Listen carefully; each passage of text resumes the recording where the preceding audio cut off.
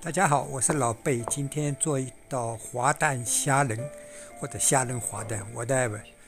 准备了虾仁、鸡蛋，准备了一些姜末。这里我准备了一种石螺香草，这个用油煎一下，非常的好吃。我们先把虾仁洗一下，放些苏打粉，放些盐，用手捏一下。然后倒些清水，把它洗2遍。这个虾仁已经去壳、去头、去肠子，再这样清洗一下会比较好。洗好的虾仁沥开水分，把它放在厨房纸上吸干表面的水分，这点很重要。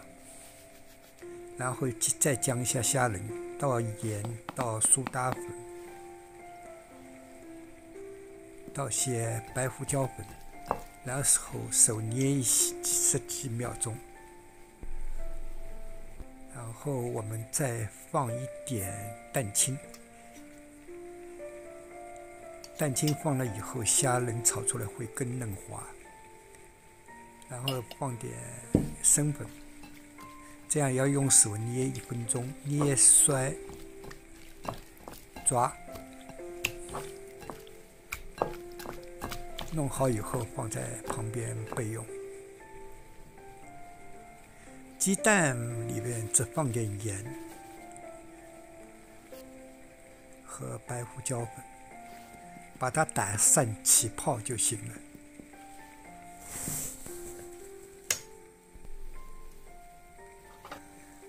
这里不粘锅烧热，加入油，我们要把石螺煎一下，煎半分钟左右就行了。这个石螺的口味跟我们华人吃的那个蛋条很相似。半分钟以后就把它装盘，锅里另外放油，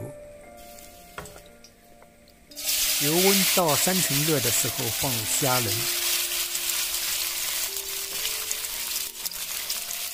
这样煎炒12秒左右，虾仁差不多在8分到9分熟就行了。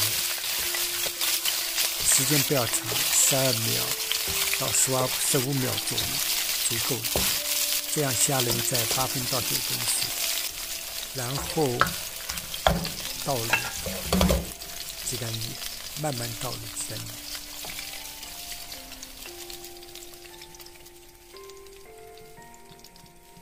倒入鸡蛋液以后，把火再开小一点，然后慢慢让那个鸡蛋慢慢凝固。只要一凝固就推动，就滑动，就像这样子。不要让鸡蛋凝固在一个地方。一看到鸡蛋要凝固了，就这样推动，这样鸡蛋既能断生，又炒出来好，吃上去感觉很滑嫩。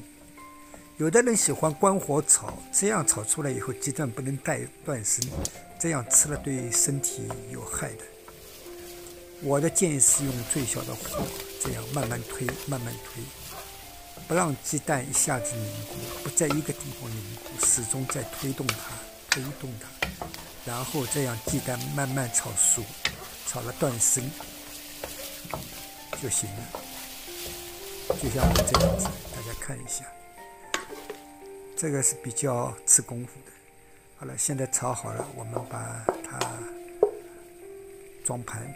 这样炒出来的虾仁鲜嫩滑，吃起来有弹性，鸡蛋吃上去也是很滑嫩，而且断生了。这个鸡蛋看上去是片状和絮状的，很漂亮。好，今天视频就到这里，谢谢大家观看。